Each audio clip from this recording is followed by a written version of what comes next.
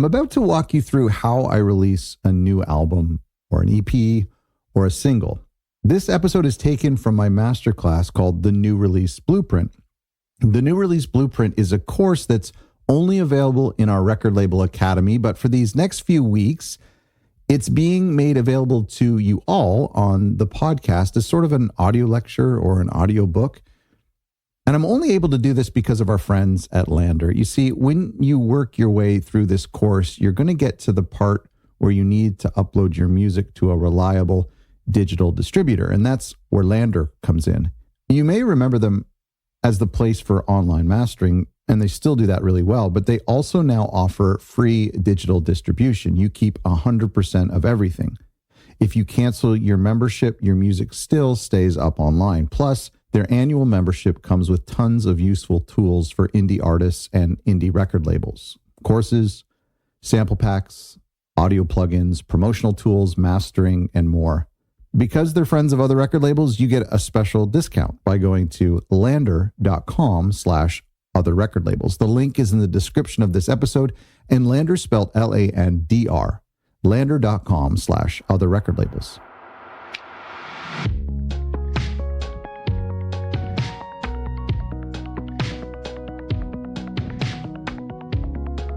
Hello and welcome to a new episode of Other Record Labels. I'm your host, Scott Orr, where we talk about the art and culture of running an independent record label.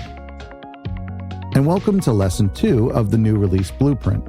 Today we learn how to build a strong launch plan by choosing the right release date, setting goals, and creating a detailed workback schedule. We're going to learn how to organize your assets, pick a distributor, and get your release ready for the world.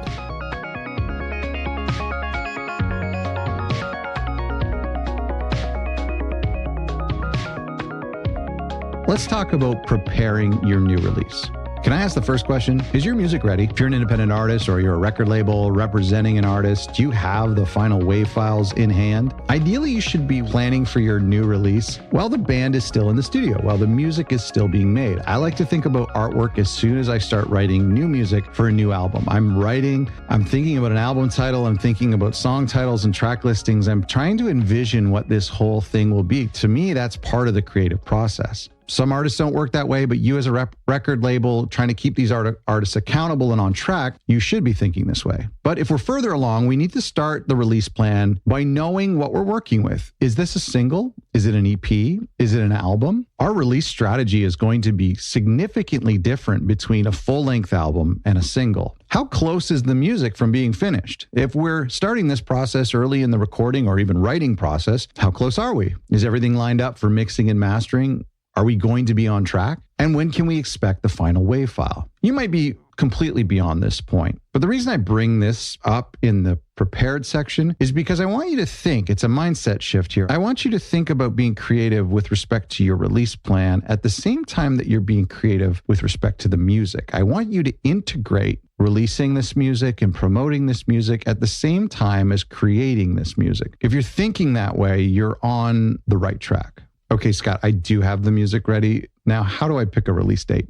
Great question. The release date, in a way, in the pre-release campaign, which is what we're talking about right now, a release day is somewhat of a destination. So we need to be able to plug this into our GPS to know how long this trip is going to be. We need to know what stops we're going to be making along the way and how to prepare for this trip. So we'll be talking about post-release in a little while, but today we're talking about the pre-release campaign, and that all starts with the release day, which is at the end of the pre-release campaign. I know this is confusing. Let's pick a day that's far into the future. If it's an album, this has got to be 6 months or more into the future. In fact, if I'm thinking about this during the recording or even writing stage, I may be thinking, okay, I'm working on an album in January. I think I could be done writing it and mixing it by the spring. Maybe we release it in the late fall. But if I'm doing vinyl and other things that are going to take some more time, like scripting and filming a music video, then maybe I am writing and recording in January and I'm actually planning to release the following January. You see what I mean? We're really giving ourselves a big buffer of time. So let's pick a release day that's far into the future. Pick a release day that's safe from distractions. Now, we don't really control the fact that the universal release day at the time of recording this course is Fridays, globally. You can do some fun releasing by dropping it on Bandcamp a couple days earlier, or on YouTube a couple days earlier, or even a week earlier, or drop the physical maybe a month earlier before it goes to streaming. But when you drop a single on Spotify, usually everything gets promoted and dumped into people's New Music Friday on Fridays. But let's pick a day that's safe from distractions. By that, I mean elections in the country where you're from, major holidays. There are some rare exceptions, but for the most part, we don't want to be competing with things unnecessarily. Like I mentioned, releases often don't get heard for a lot of factors we can't control, things like bad luck and other releases that distract from us or bad music. But one of the things we can control is our release date, and we can make sure that we're not competing with people's summer holidays or their Christmas holidays. Just do your best. I really like September, October, November. I really like late January, February, March, April. I like a May-ish, early June release if it's kind of summery.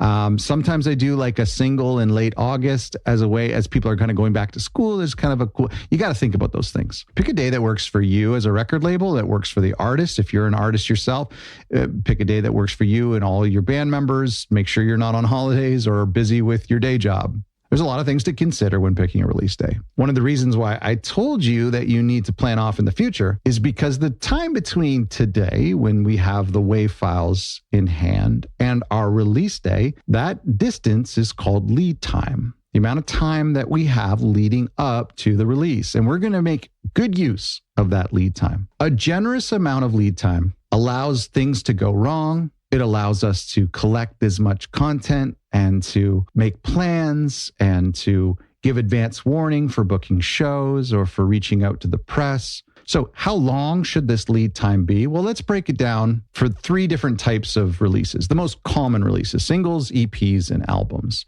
So for a single, a good lead time, I think, would be anywhere between 2 to 3 months. So that's 8 to 12 weeks. I think you could probably go 6 weeks on the low end of things. Remember, if you're submitting it to your digital distributor and you want to make sure everything goes right and they don't come back and say the artwork is wrong or there's an issue with the audio file, let's say everything goes smoothly, they're going to send it over to Spotify. That might take a week to a couple days, and you want to use Spotify for Artists to pitch the music. All of a sudden, if you're only doing 4 to 6 weeks, a lot of this process can be eaten up. And now you're only giving Spotify 2 weeks advance notice to check out your track and maybe include it on playlists or to get it into the algorithm for your fans. Okay, so singles, I would say 6 to 8, 8 to 12. Yeah, maybe let's say 8 to 12 weeks. EPs, I would say, are somewhere similar depending on how many pre-release singles you're going to do. So I think for an EP, I would be thinking 2 to 3 months. That's 8 to 12 weeks. So I would maybe be 10 to 12 weeks. So let's say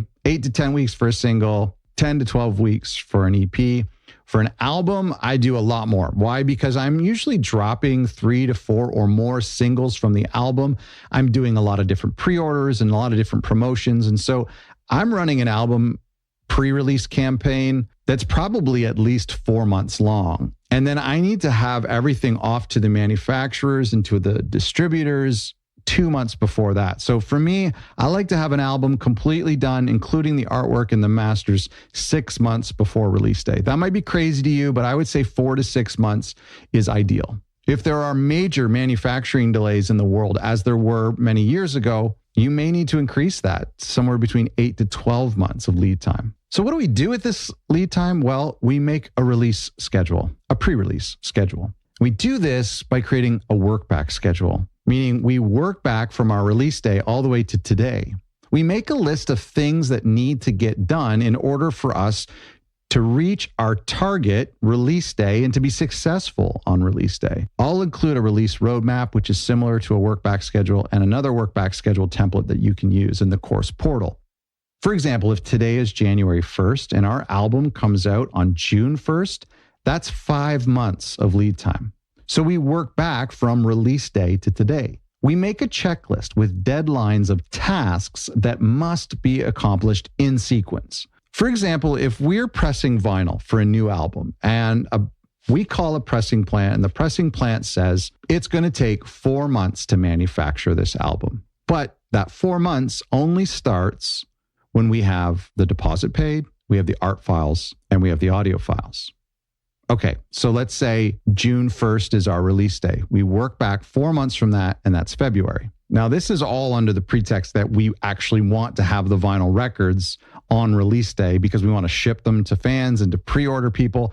And we're doing a release show. We want to have the vinyl at the release show. So it's a deal breaker. We have to have vinyl for the release show. So our pressing plan has told us that they need to have everything in hand by the beginning of February, and we're January 1st. But we just hired a graphic designer who said it's going to take 30 days to design the album cover and revisions. So that means that we're January 1st, and if we want to have the records in hand for the release show on June 1st, we need to hire the designer and get everything paid and ready today. You see how quickly a workback schedule can eat up that 5 months? A workback schedule will give you so much clarity, and it'll make you realize why having a generous amount of lead time is really essential and really beneficial to the life of this new release campaign. So you might not give yourself enough time for this first single or this first album, but when you start to work with a workback schedule and a generous lead time buffer, then you realize, you know what, on the next one, I'm going to go with Scott's suggestion. I'm going to give even more lead time.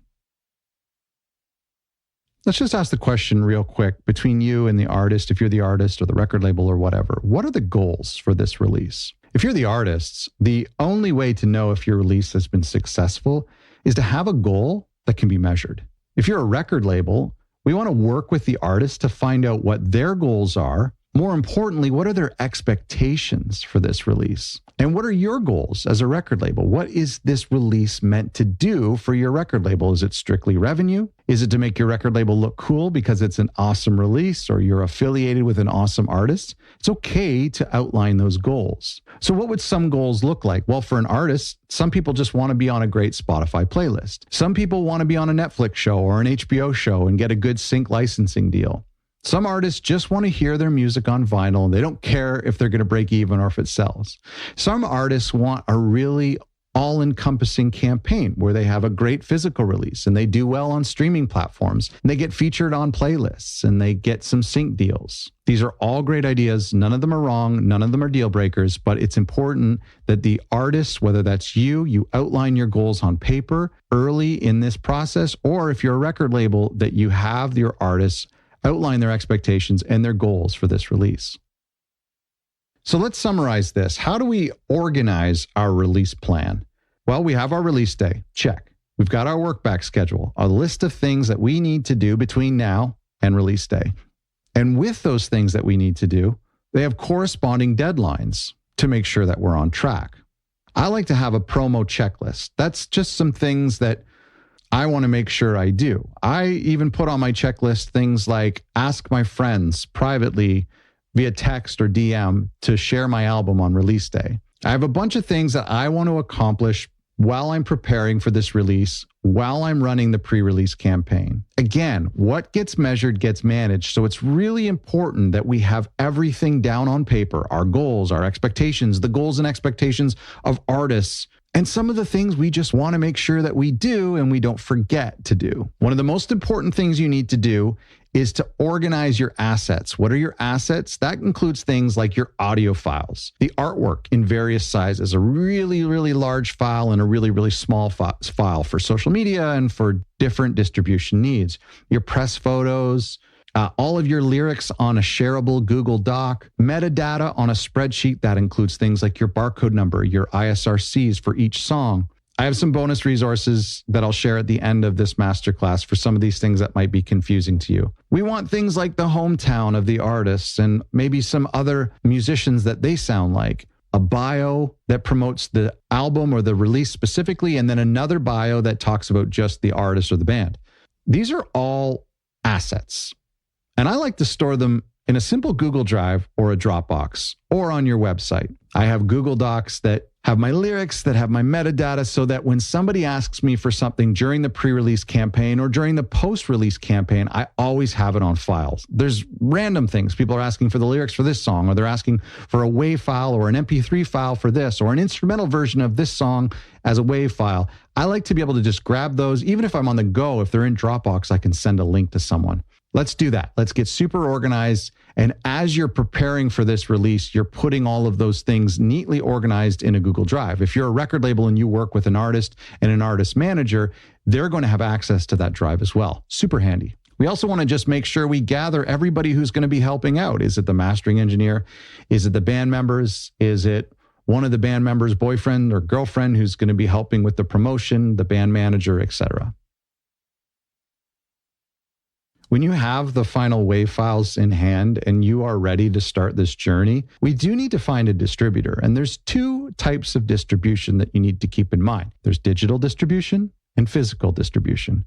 Digital distribution is just downloads and streaming. That includes everything from old school iTunes downloads, Bandcamp downloads, to streaming platforms like Spotify, YouTube Music, Apple Music, Tidal, Amazon Music, and millions of other ones that you've probably never heard of. Whereas physical distribution is if you're doing physical products, meaning products you can hold in your hand, like a cassette or CD or vinyl. Not everybody does that. Some people just do digital releases. That's cool. Some people just do physical releases. That's really interesting.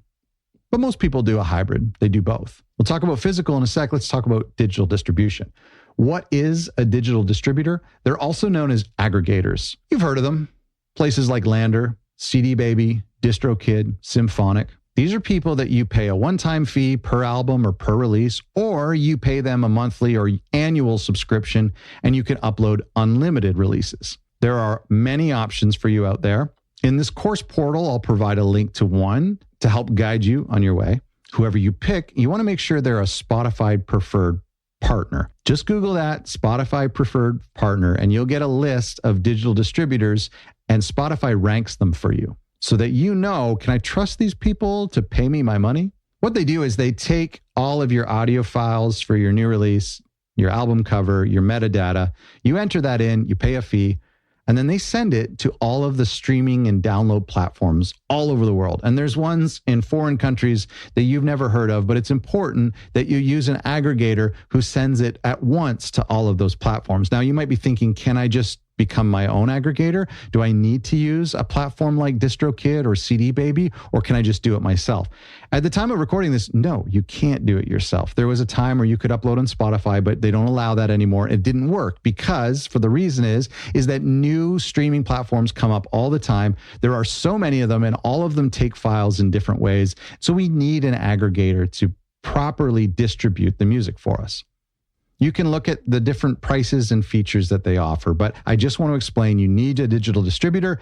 And once you have the WAV files and the artwork, you need to upload that and get ready to go. Real quick, what about physical distribution? Well, we're not going to talk about that too much today. And one of the reasons is everyone wants to see their new vinyl records in their hometown record store and in record stores all over the world. I get it. It's a great feeling. But if you're a new artist or you're a new record label or a record label representing a new artist, it's kind of unlikely to happen. So don't waste too much time coveting the idea of a physical distributor, meaning a company that takes 300 of your vinyl records and ships them all over the country or all over the world. That will happen if there's built-in demand for your release, meaning you're on a big tour, your song is popping off on TikTok, or you have some other metric that proves that these albums won't just sit on the shelf. But in most cases, physical distributors won't return your calls yet. Because if you're a new and upcoming artist, if this is your first album or if it's your second or third album, but yet you don't have a massive built-in audience yet,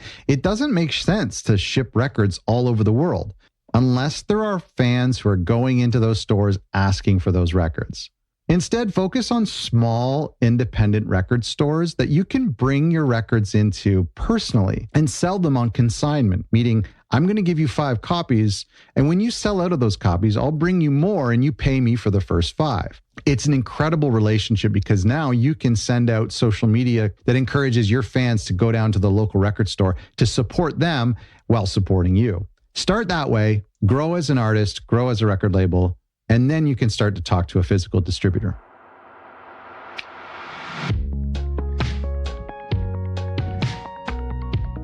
Thanks for listening to the New Release Blueprint. I hope you found this episode helpful. Thanks again to our friends at LANDR for sponsoring today's episode and making this content free week after week. If you want to learn more about the New Release Blueprint, To watch the masterclass and get access to more of the resources from this course, then check out our Record Label Academy by going to otherrecordlabels.com/academy. Not only does it have the new release blueprint masterclass, but tons of other online courses, resources, books, and templates for you to build and grow your independent record label. Go to otherrecordlabels.com/academy.